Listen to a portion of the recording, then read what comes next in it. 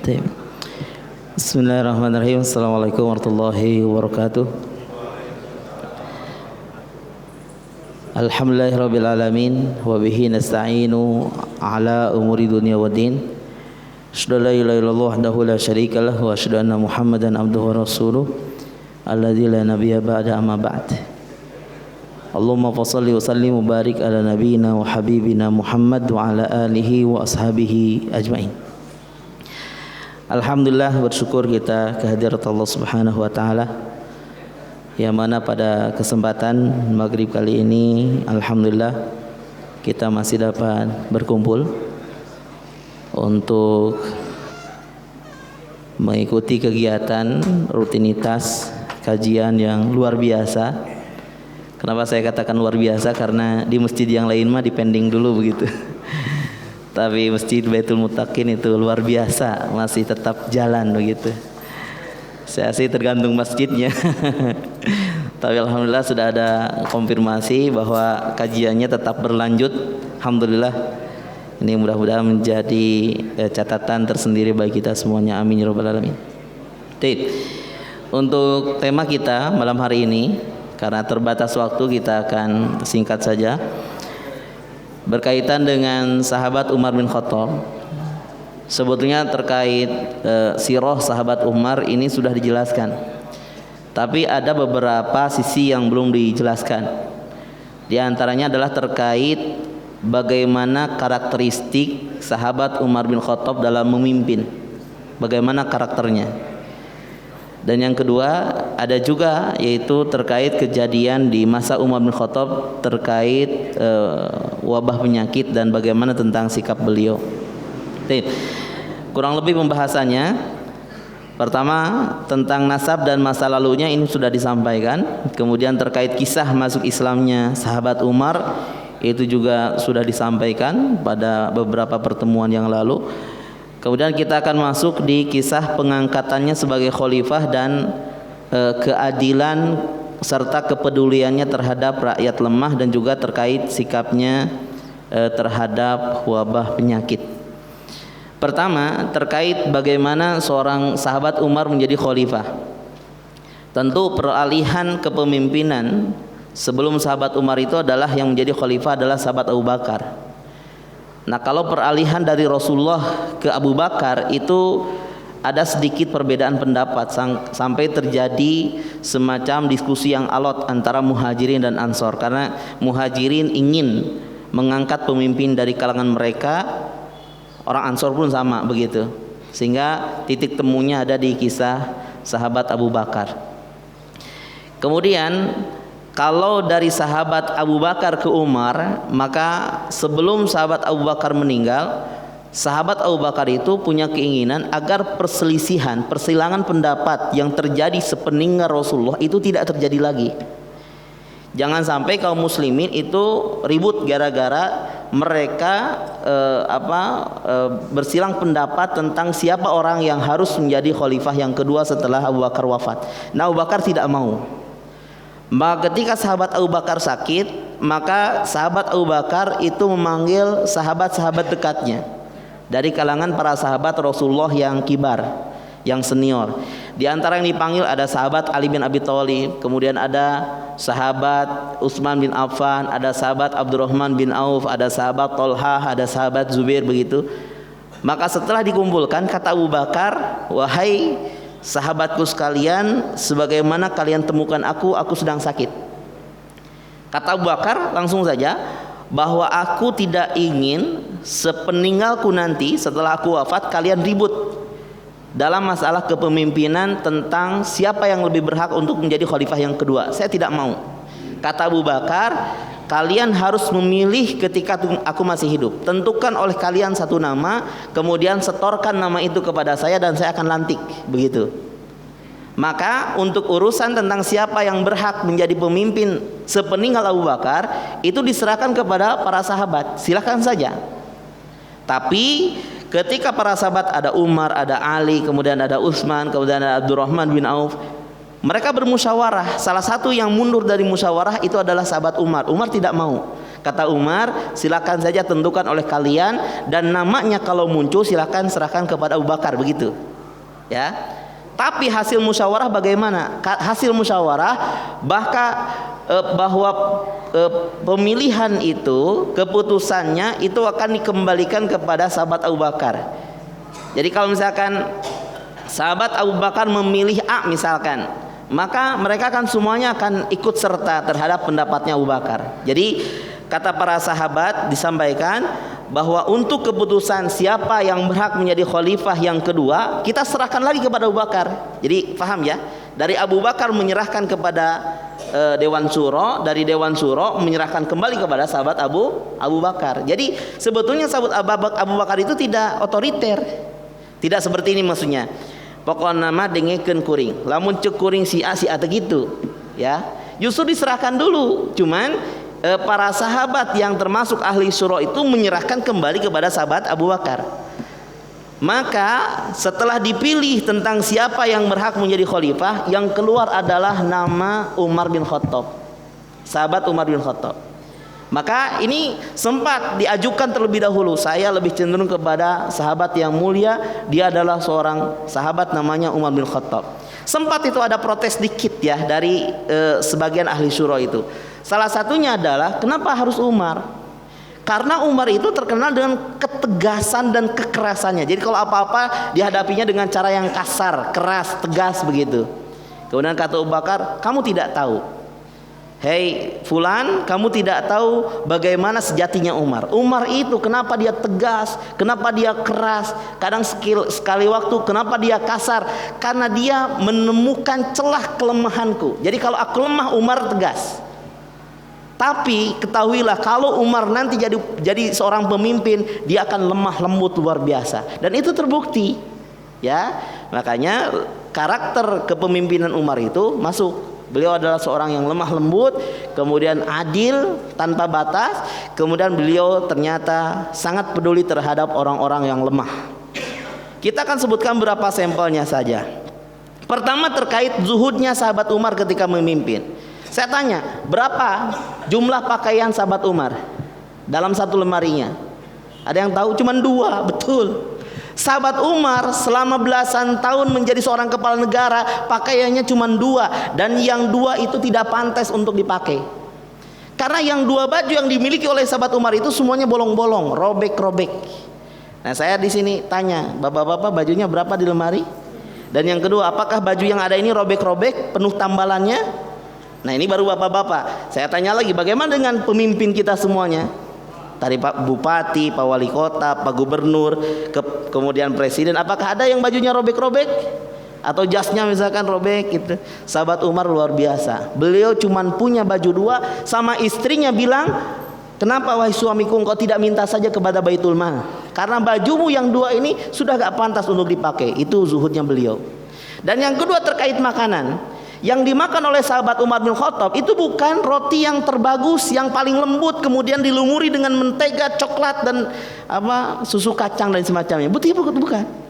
Karena Umar itu kalau mau makan roti itu harus roti yang kualitas sama dengan roti yang paling biasa dimakan oleh orang-orang fakir di wilayahnya. Jadi misalkan nih, ada orang kaya makannya roti yang enak, yang lembut, ya. Tapi ada orang miskin yang makan roti yang keras, tanpa dilumuri mentega, tanpa dicampur dengan minyak samin. Maka kata Umar, aku akan memilih roti yang sama dengan yang dimakan oleh orang yang paling miskin di negeriku. Jadi pilihan berasnya itu beras raskin hari ini. Jadi kalau misalkan ada rakyatnya yang makan beras raskin, Umar mah makan beras raskin. Begitu, bukan rakyatnya saja yang raskin, kemudian pemimpinnya rakyat yang makan beras yang mahal gitu, enggak. Umar itu makan roti kualitas paling rendah seperti yang dimakan oleh orang fakir di wilayahnya. Kan begitu, luar biasa. Sempat suatu hari oleh Aslam menyodorkan roti, kata Umar, ambilkan roti, sepotong roti. Maka oleh Aslam dibawa roti yang paling enak waktu itu, karena wajar kan, ini seorang kepala negara. Kemudian roti itu hangat, kemudian masih dilumuri minyak samin, mentega, kemudian ditambah dengan susu. Maka ketika oleh dilihat Umar, apakah Umar gembira? Apakah Umar gembira? Nah gitu atuh mere roti teh nu hapek wae begitu. Mere roti hapek gitu kan, roti BS gitu. Tidak, justru Umar marah. Apa maksudmu? Apakah kamu menghinaku? Aku tidak biasa makan seperti ini. Aku tidak rela kalau aku makan enak-enak tapi rakyatku makan sesuatu yang tidak enak. Itu kepeduliannya. Jadi masalah makanan kata Umar, beliau lebih memilih memakan seperti rakyat biasa. Kemudian selanjutnya terkait kebersahajaan keluarga beliau. Satu kisah, sahabat Umar bin Khattab itu punya anak. Salah satu anaknya itu ternyata sama memiliki baju yang compang-camping. Ini anak seorang presiden, seorang kepala negara, tapi bajunya compang-camping. Wajar karena ayahnya pun sama, robek-robek. Maka ketika main itu baju anaknya itu kan lusuh. Ya, pami bahasa orang nama uduh gitu. Sekali main gerak dikit sobek, maka ditambal oleh istrinya Umar. Main lagi gerak dikit sobek, ditambal lagi. Maka diejek sama teman-temannya. Hari kamu teh anak presiden atau bukan? Masa anak presiden bajunya sobek-sobek? Minta dong ke bapak kamu gitu sama teman-temannya. Masa anaknya Amirul Mukminin bajunya sobek-sobek begitu? Maka anaknya datang kepada sang ayah, wahai ayah, saya tadi main dan hampir setiap hari saya sudah bersabar wahai ayahku, tapi baju ini sudah tidak nyaman dipakai karena setiap main pasti sobek. Selain juga tidak nyaman, pasti teman-temanku bilang bahwa kenapa ayah tidak mampu membelikan pakaian untukku. Kata sahabat Umar, tenang wahai anakku, sebetulnya ayahmu kondisinya lagi terbatas. Ayahmu tidak punya uang, tapi ayahmu akan berusaha dulu. Ternyata waktu itu sahabat Umar menuliskan surat. Ya, isi suratnya adalah min Umar bin Khattab. Ini pribadi, surat ini pribadi, bukan dari kepala negara, tapi dari seorang muslim namanya adalah Umar bin Khattab. Ditujukan kepada siapa surat ini? Ditujukan kepada bendahara Baitul Mal. Kalau hari ini menteri keuangan. Isinya apa? Isinya kata Umar, wahai bendahara Baitul Mal, aku adalah Umar bin Khattab, bukan sebagai kepala negara. Maka aku, karena aku mendapati masalah di keluargaku, anakku pakaiannya sudah sobek-sobek dan harus diganti, tapi aku tidak punya uang. Barangkali engkau sebagai bendahara Baitul Mal percaya terhadapku untuk meminjamkan sejumlah beberapa dirham saja.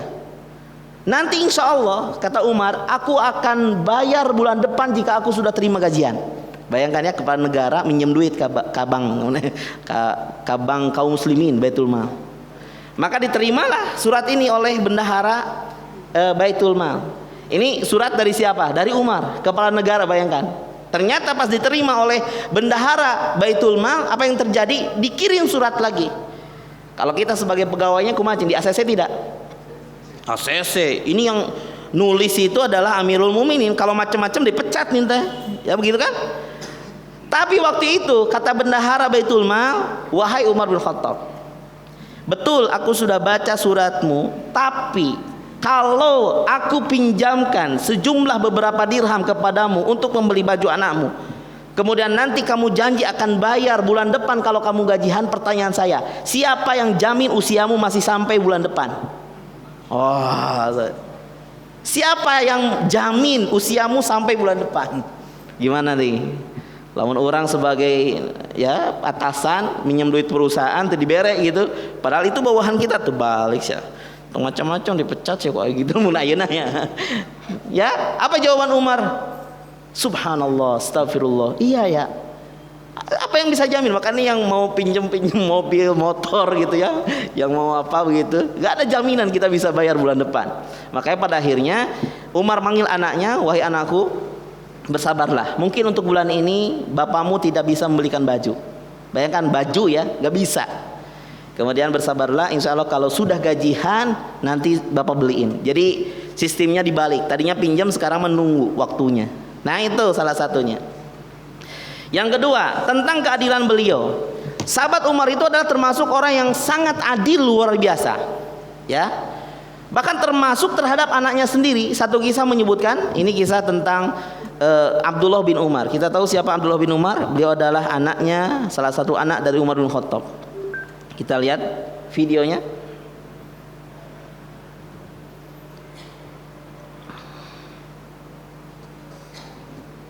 Assalamualaikum warahmatullahi wabarakatuh. Assalamualaikum warahmatullahi. Waalaikumsalam warahmatullah. كل شيء في السوق كما تحب يا أمير المؤمنين. ما تخاصم إلي أحد في عيب ولا غرر ولا ثمن. Umar selalu mengecek tentang pasar, harga pasar bagaimana, barang-barang di pasar apakah ada yang cacat atau tidak, itu dicek sama Umar. Nah ini ketika ada di tempat penjualan unta, ternyata ada sebagian unta yang gemuk. Pas tanya, itu unta milik siapa? Milik anak Anda. Siapa? Abdullah bin Umar. Tapi kenapa untanya gemuk-gemuk? Maka dipanggil Abdullah bin Umar. Abdullah, kenapa untamu lebih gemuk daripada unta milik kaum muslimin?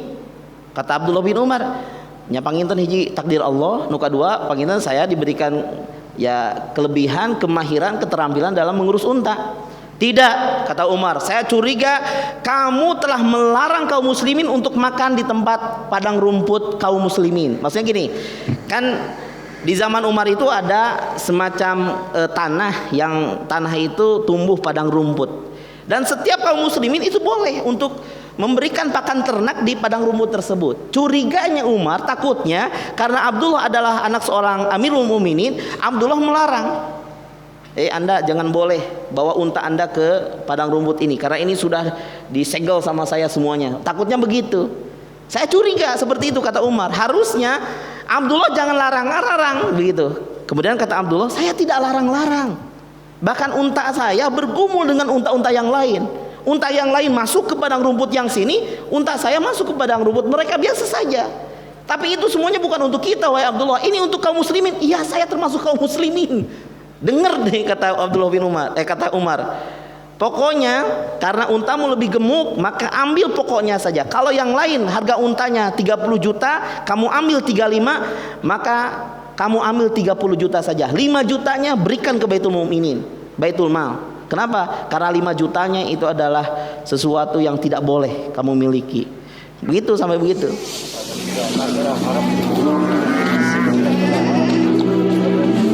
لمن هذه الإبل والسمان؟ لولدك يا أمير المؤمنين عبد الله بن عمر. أين هو؟ Ini anaknya Abdullah bin Umar, penghafal hadis. ما هذه؟ ابن لي يا أمير المؤمنين، قدمت بها السوق للبيع. قد علمت. اشتريتها ثم أنجعتها الحمى واعتنيت بها، فلما سمنت قدمت بها السوق أبتغي ما يبتغي المسلمون. أما الحمى فقد جعلناه لعامة المسلمين يرعون. Nah, kata Umar, padang rumput itu kamu nggak boleh menghak begitu. Padang rumput adalah milik kaum muslimin. Kamu nggak boleh larang-larang orang untuk mengembala di tempat itu. Kata Abdullah, saya enggak, ayah enggak, saya enggak pernah melakukan seperti itu. Tapi kalau dia kata Umar, pokoknya kelebihannya berikan sama Baitul Mal samaan wa ta'atan. Kumaha bapak we lah gitu. فيه إبلهم.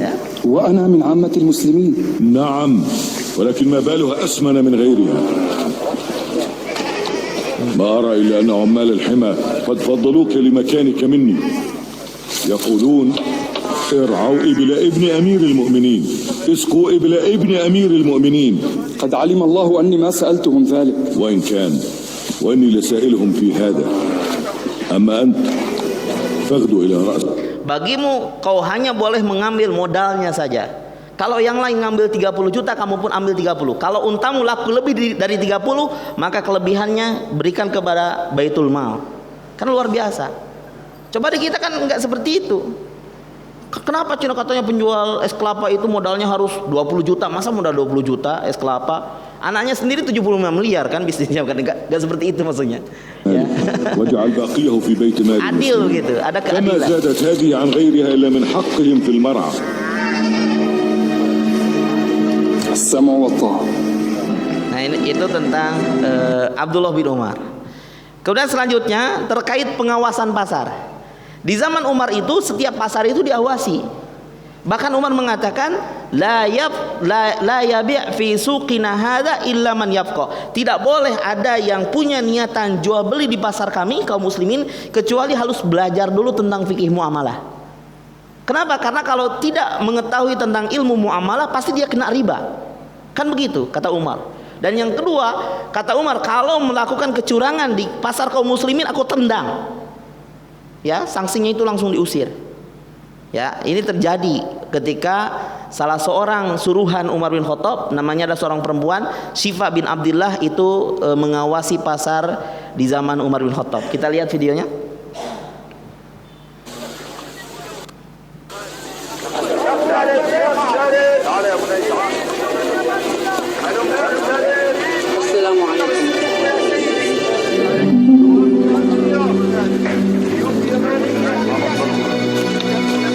Ini namanya Syifa bin Abdillah, seorang wanita yang sudah ditinggalkan suaminya, tidak punya pekerjaan, maka dipekerjakan sama Umar untuk menghidupi anak-anaknya. Kata Umar, Syifa, kamu awasi pasar ini. Kalau ada kelihatan olehmu orang yang melakukan kecurangan, laporkan kepada saya dan tindak sesuai dengan yang seharusnya. Begitu kata Umar bin Khattab. Nanti ada seorang penjual susu yang sudah nyampur susunya itu dengan air, maka ditindak sama Syifa. Kamu, hei penjual susu, gak boleh kamu jual seperti ini. Ambil ya susu kamu dan berikan kepada keluargamu sebelum aku tumpahkan. Maka dia marah. Emang kamu siapa? Kamu seorang perempuan, berani-beraninya kamu sama saya. Kemudian Umar datang. Siapa yang berhadapan dengan Syifa, maka dia berhadapan denganku. Kenapa? Karena Syifa itu adalah seorang pengawas pasar. Itu zaman Umar.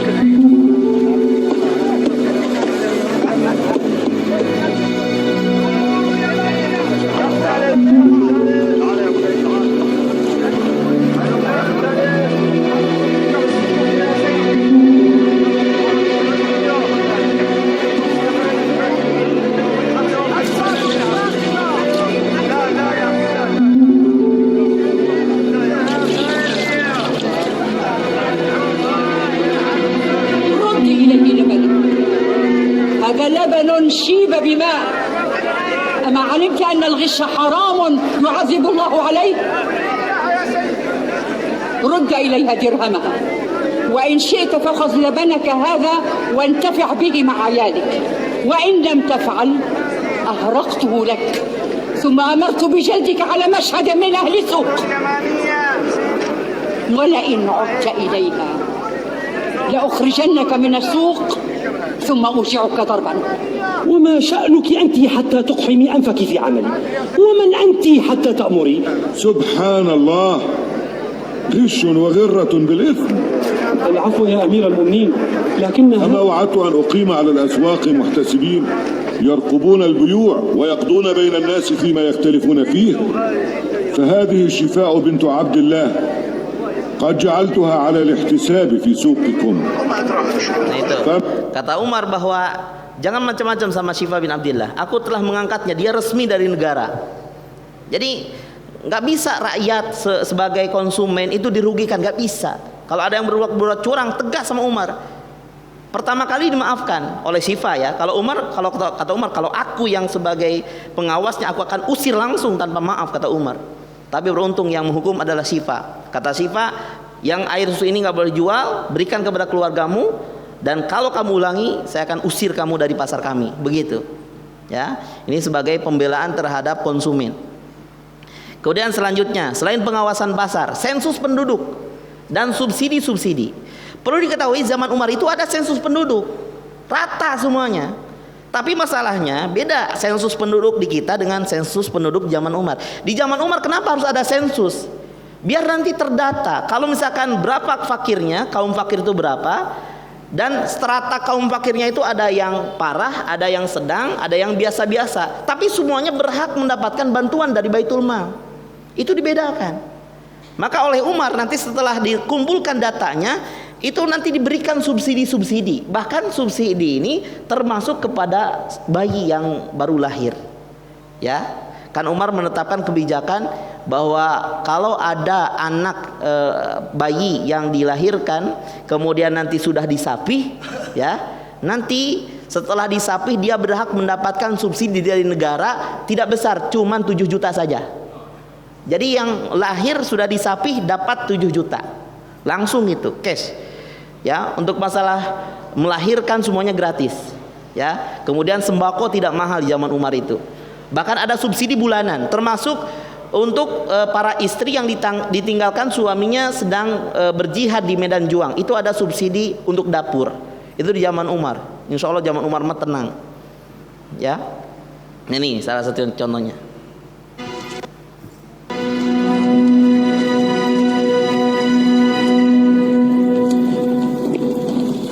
المؤمنين؟ رفقة من تجار قدموا المدينة، هل لك أن أحرسهم الليلة؟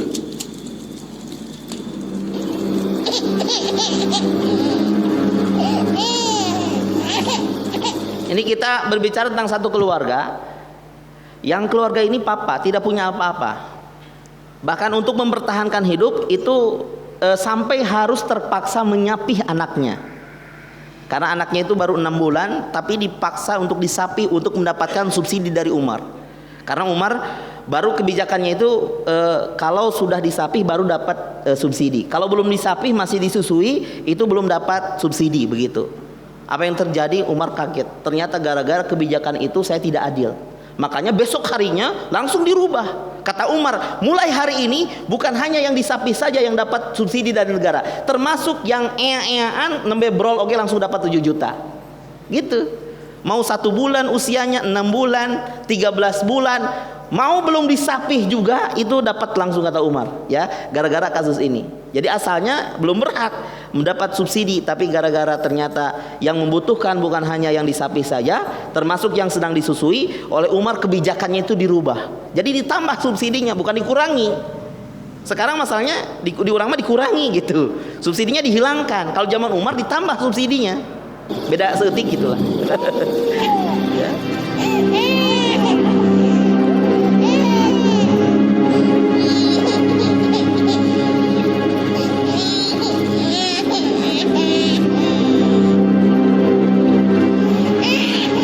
الله، ما بال هذا الصبي لا يكف عن البكاء؟ اتق الله وأحسني إلى صبيك.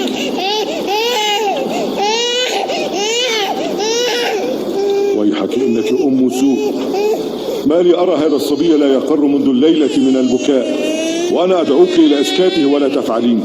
يا عبد الله، إني أشغله عن الرضاع وأحاوله على الفطام فيأبى ذلك. وكم عمر ابنك هذا؟ 6 أشهر. ولم تتعجلين فطامه؟ إن عمر لا يفرض رزقا إلا للمفطوم. Kata Umar, wahai ibu, susui anakmu, jangan biarkan dia menangis. Kata ibu tersebut, saya sengaja untuk menyapihnya padahal belum waktunya ya. Kenapa kamu menyapihnya? Karena Umar hanya memberikan subsidi kepada yang sudah disapih, sedangkan kami membutuhkan subsidi itu. Innalillahi wa inna rajiun. Umar, ini gara-gara kamu. Karena kamu mengkhususkan subsidi itu kepada anak yang sudah disapih saja. Sedangkan yang membutuhkan subsidi itu bukan hanya yang sudah disapih, termasuk yang 6 bulan, 5 bulan, 4 bulan butuh bantuan. Maka dirubah kebijakannya. Maka Umar mengumpulkan seluruh wanita besok harinya. Kemudian kata Umar, kebijakannya dirubah, bahwa setiap anak yang dilahirkan, baik menyusui ataupun sudah disapih, semuanya sama, dapat 700 atau 100 dirham, sekitar 7 juta. Kemudian kisah kukurusukannya. Ya, kukurusukan bukan hal yang baru. Zaman Umar kukurusukan. Kan ente nu anyar gitu. Bahkan Abu Bakar setiap hari kukurusukan. Umar kukurusukan. Ngan pedah tacan aya kamera waktu hari tama gitu kan. Iya, itu masalahnya. Ya. Umar mendapatkan seorang perempuan yang lagi masak tapi anak mereka nangis di tenda itu. Wahai ibu, mohon maaf, boleh saya mendekat? Silakan, kalau Anda bawa solusi silakan, kata ibu tersebut. Kenapa saya lihat anak-anak menangis padahal Anda sedang memasak? Mereka kelaparan. Terus yang Anda masak itu apa? Saya hanya masak air dan batu. Bayangkan, maka ku Umar digembol langsung kan, tipung nati Baitul Mal. Nah itu ada nanti kisahnya tersendiri. Nah sekarang karena waktu itu terbatas, bagaimana tentang sikap Umar terkait wabah penyakit? Ternyata di zaman Umar itu pernah terjadi wabah penyakit, yaitu di daerah Syam. Ini terjadi pada akhir masa kepemimpinan beliau pada tahun ke-18 Hijriah. Ya. Nah ternyata wabah penyakit ini dikenal dalam sejarah dengan sebutan Ta'un Amwas. Ta'un Amwas itu adalah ta'un, penyakit yang mewabah yang terjadi di Amwas. Amwas itu adalah salah satu tempat di daerah Palestina. Kalau hari ini antara Yerusalem dengan Ramallah itu ada satu kota namanya Amwas. Nah Amwas itu ternyata banyak yang kena. Bahkan korbannya itu hampir 25.000 lebih, ya, yang meninggalnya itu. Dan itu cepat. Nah bagaimana tahun ini? Ternyata tahun itu adalah sebuah penyakit menular. Itu mirip benjolan di seluruh tubuh. Benjolannya bisa kena di tangan, kena di muka, kemudian kena di kaki, dan nanti akan memerah. Setelah memerah nanti akan melepuh, pecah begitu. Dan itu luar biasa, singkat sekali ya, prosesnya itu cepat sekali. Kadang ada yang kena pagi hari, malam sudah meninggal. Itu ta'un di zaman sahabat Umar bin Khattab.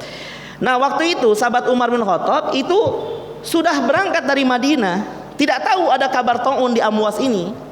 Tapi setelah Umar bin Khattab sudah sampai di Yordania, baru masuk ke Yordania, beliau mau masuk ke Palestina karena mau masuk ke Baitul Maqdis untuk meresmikan kota Palestina menjadi wilayah Islam. Tapi ternyata ketika di Yordania, sahabat Umar mendapatkan kabar bahwa di Palestina sedang terjadi ta'un Amwas. Ini bagaimana sikap kita? Apakah kita masuk atau kita kembali ke Madinah? Kemudian hebatnya seorang Umar bin Khattab itu musyawarah. Maka beliau memanggil, pertama yang dipanggil itu adalah kaum muhajirin. Wahai kaum muhajirin, bagaimana sikap kalian menghadapi ta'un Amwas ini? Kata para sahabat muhajirin ada dua pendapat. Yang satu, wahai Umar, kita datang jauh-jauh, sudah sampai ke Yordania, kita punya agenda besar, agenda kenegaraan, masa kita pulang, lanjut saja. Itu pendapat pertama. Pendapat yang kedua, tidak wahai Amirul Mukminin, agenda kita bisa kita tunda.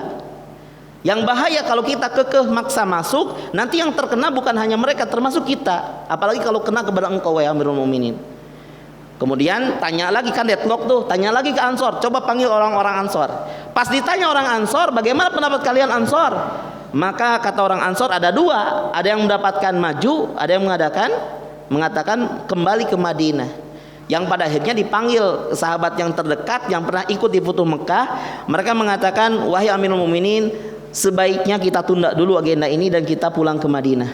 Maka diputuskan sama Umar bahwa kita akan kembali pulang. Nah, ada gubernur Syam namanya adalah Abu Ubaidah bin Al-Jarrah. Itu sudah menyambut Umar dan bahkan sudah mengajak Umar untuk masuk ke negeri Syam. Tapi Umar memutuskan untuk kembali. Kata Abu Ubaidah, wahai Amirul Mukminin, apakah Anda lari dari takdir Allah Subhanahu wa taala? Kata Umar, saya heran. Kenapa sahabat yang mulia seperti Anda sampai mengucapkan demikian? Harusnya Anda paham bahwa kalau aku kembali pulang ke Madinah, aku lari dari satu takdir menuju takdir yang lebih baik begitu. Maka Umar menganalogikan seperti orang yang sedang mengembala kambing. Kemudian ada dua padang rumput, yang satu subur, yang satu tidak subur. Kemudian ada orang yang milih mengembala di padang rumput yang subur, ada orang yang memilih di padang rumput yang tidak subur. Semuanya kan takdir Allah. Kalau dibawa ke padang rumput yang subur itu takdir Allah. Kemudian kalau dibawa ke padang rumput yang tidak subur, yang tandus, itu pun takdir Allah. Artinya kalau ini adalah masih dalam koridor kekuasaan Allah, tidak mengapa. Kita memilih yang lebih baik begitu, ya. Maka waktu itu kata Umar bin Khattab, kita putuskan kembali. Yang pada akhirnya ternyata perselisihan ini selesai karena ada seorang sahabat namanya Abdurrahman bin Auf. Ya, kata Abdurrahman bin Auf, beliau ada keperluan, ya. Baru dengar ternyata ada riungan semacam ini. Kata Abdurrahman bin Auf, saya tahu masalah ini. Bahkan Rasul pernah bersabda,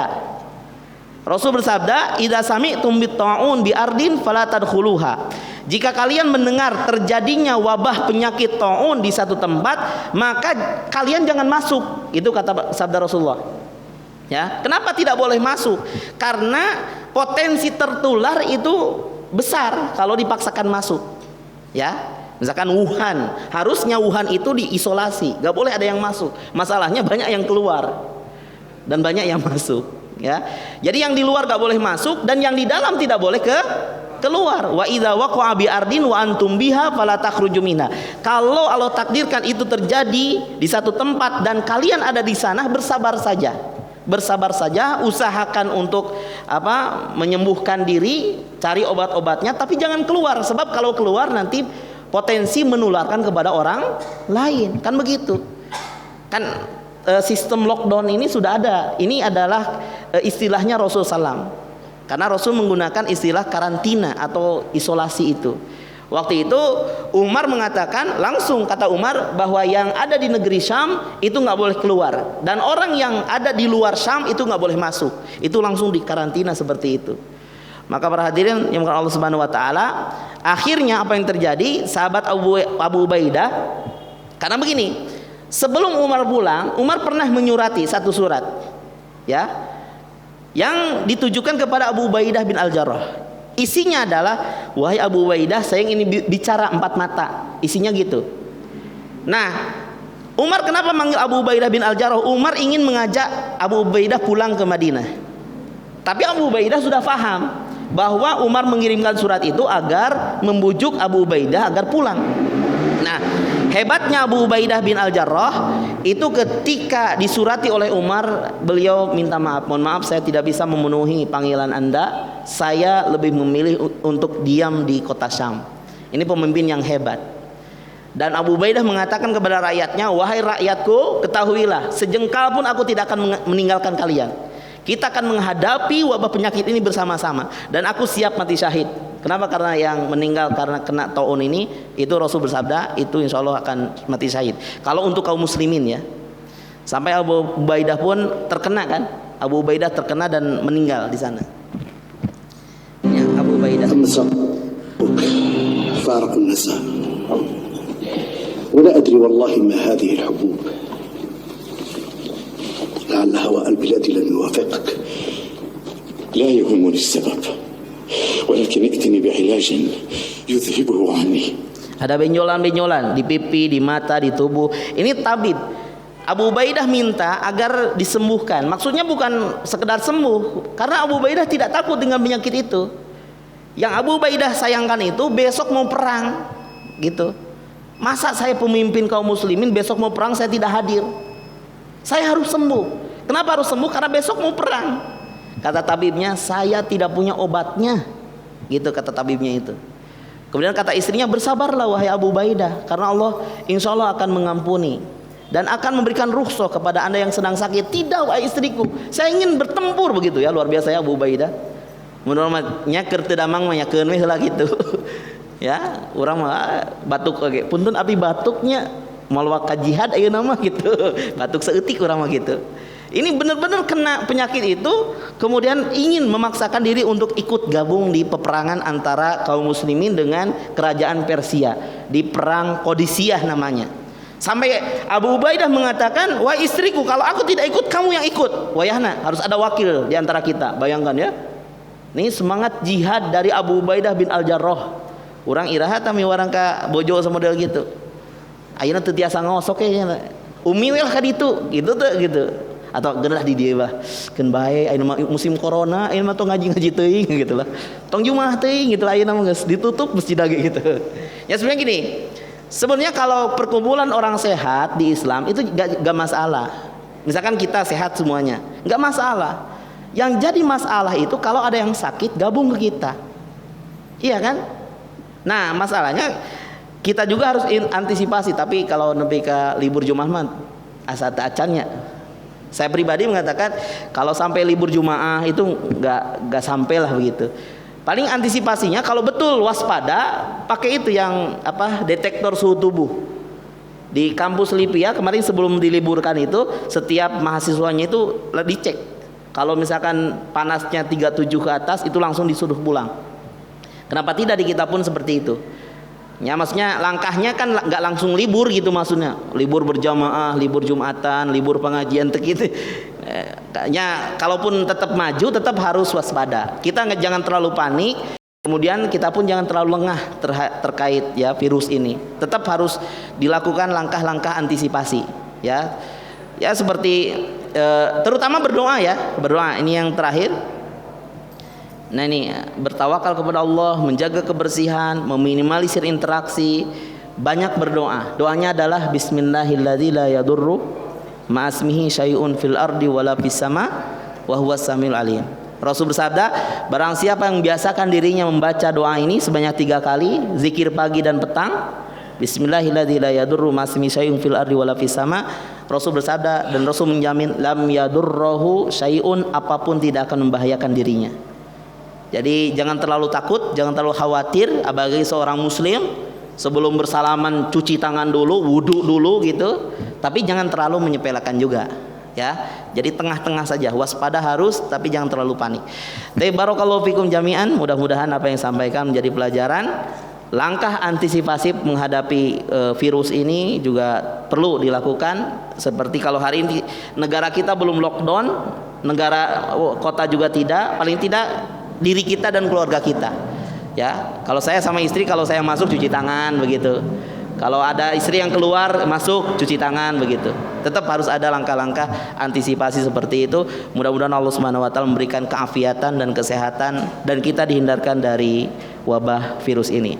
Barakallahu fikum jami'an. Aqulu qouli hadza wa astaghfirullah li wa lakum. Assalamualaikum warahmatullahi wabarakatuh.